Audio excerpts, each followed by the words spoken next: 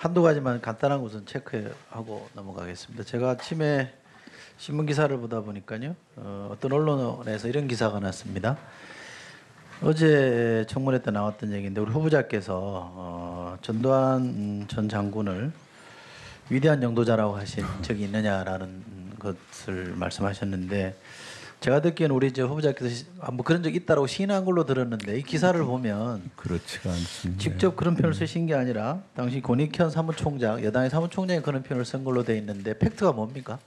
예, 그 지방의 당 행사에서 제가 그때 출장 가서 취재를 했던 것 같습니다.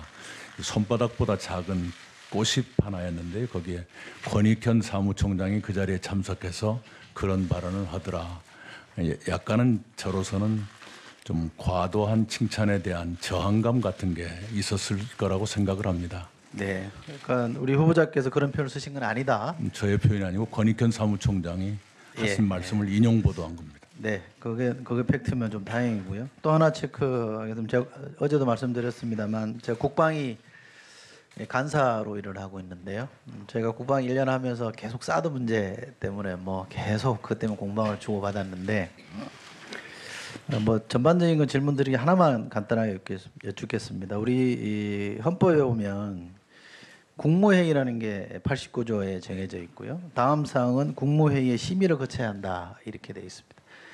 거기 6항에 보면 군사에 관한 중요 사항도 국무회의 심의를 거치게 돼 있습니다. 뭐 거두절미하고 사드 문제는 뭐 그 당시의 관점에서 보든 또는 돌이켜서 지금의 관점에서 보든 군사에 관한 중요 사항이면 분명해 보이는데, 국무회의 심의를 안 거친 걸로 제가 알고 있습니다. 이게 과연 맞는 걸까요?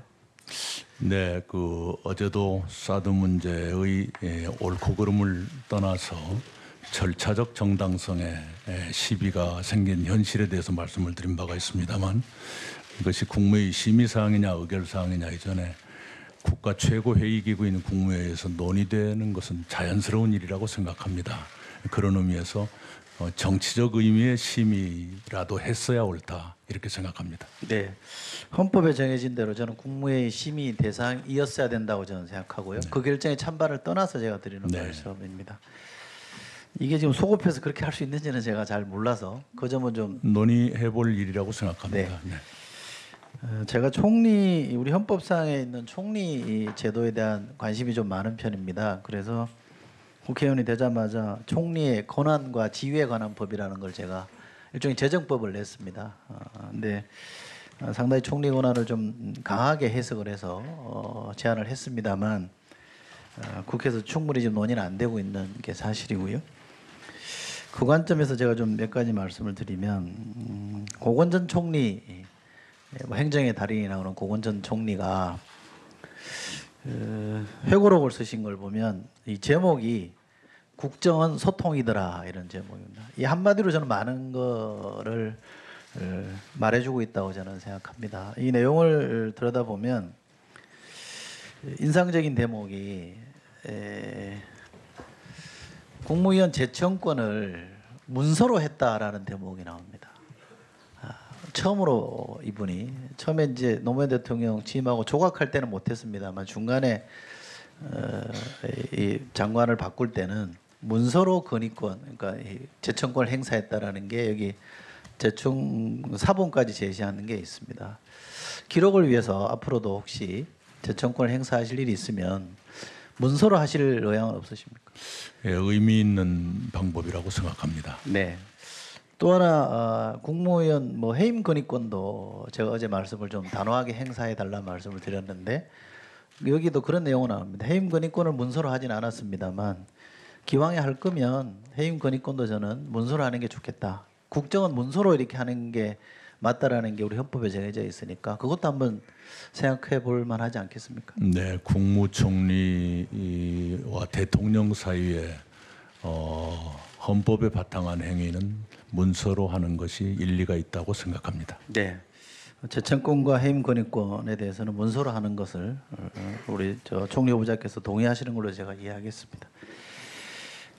우리 헌법에 대한 학자들의 의견을 들어보면 총리는 대통령을 보좌하게 명시가 되어 있습니다. 그런데 대통령의 명을 받아서 행정각부를 통할하게 돼 있다. 이 표현은 대통령의 명을 따라야 되는 거긴 하지만 대통령이 행정부를 통할할 때는 총리를 거쳐서 하라는 걸로 해석이 된다.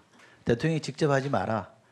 총리를 통해서 하라는 거기 때문에 일종의 견제장치다 이런 해석도 적극적으로 합니다. 그렇게 보면 총리께서 그 점을 좀 더 많이 인식해 주셨으면 좋겠다는 말씀을 드리고 싶고요. 국정원 소통이더라는 이 책 제목에 근거해서 보면 소통이 중요한데 일반 국민과 직접 소통하는 것도 저는 필요하다고 봅니다만 가장 유용하고 효과적인 소통 채널은 저는 국회하고 언론이라고 봅니다. 국회는 자주 접촉하시면 되고요. 국회 동의를 받는 게 총리이기 때문에 또 해임 건의안이 또 국회에 있습니다. 그래서 국회랑 긴밀하게 소통하는 과제가 총리에게 주어져 있다. 헌법 정신이다. 그래서 저는 창구를 국회와 행정부가 소통하는 창구가 총리가 돼야 된다 이런 생각을 갖고 있기 때문에 보다 적극적으로 그런 역할을 해주십사는 말씀을 드리고요. 언론이라고 제가 말씀드리는 이유는 뭐 이런 겁니다. 좀 거칠지만 단도직입적으로 국익과 진실이 충돌할 때 언론이 어떤 선택을 해야 된다고 보십니까? 기본은 진실이라고 생각합니다. 물론 국익도 중시해야 됩니다만은 진실을 포기할 수는 없다라고 생각합니다. 네, 언론인 출신이니까 진실이 저는 더 중요할 거라고 말씀하실 거라고 기대했는데 제가 이 말씀 드리는 이유는 오바마 대통령이 퇴임할 때 기자실에 들러서 당신들의 건설적인 비판 때문에 내가 올바르게 더 국정을 잘할 수 있었다 이렇게 회고한 적이 있습니다. 모든 기사가 좋지는 않았지만 당신들 때문에 내가 더 잘할 수 있었다 이런 말씀을 하셨는데 저는 그 말이 굉장히 와닿았거든요.